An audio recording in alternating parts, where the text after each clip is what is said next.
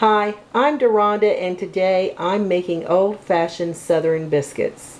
I'm going to start off with 2 cups of all-purpose flour, 1/2 cup of all vegetable shortening, 2 tablespoons of butter.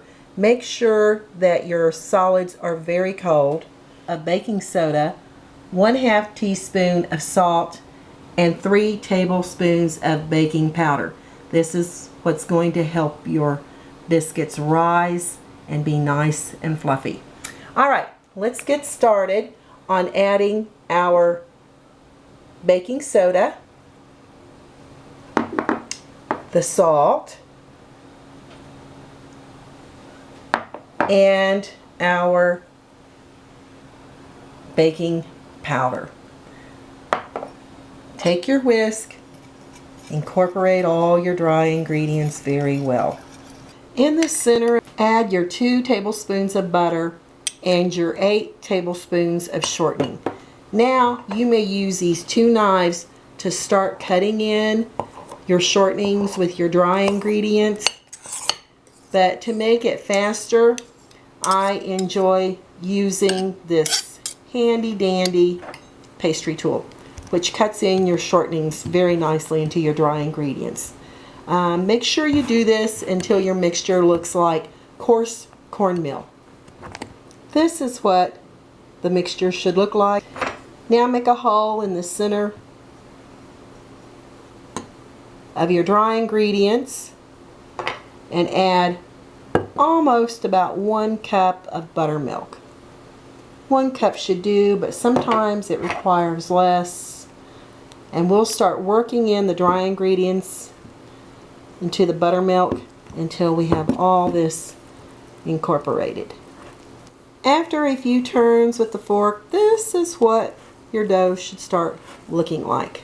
And now it's time to turn it out onto a floured surface. The less you work with your dough, the fluffier your biscuits are going to be. Flour your surface generously. And now it's time to roll the dough out of the bowl onto the floured surface. You want to take a little extra flour, put on the top, and gently bring your biscuit dough together. Now remember, the less you work with this dough, the fluffier your biscuits are going to be. Pat it out. Take a rolling pin, and you only want your dough about 1/2 inch thick before cutting out your biscuits. And that looks about right. Flour a 2-inch biscuit cutter and start at the edges and gently pop your biscuits out and put them over here on a lined silicone cookie sheet. And then we're going to do this until we get them all cut out. Now off to a 450-degree preheated oven for 8 to 12 minutes or until our biscuits are golden brown.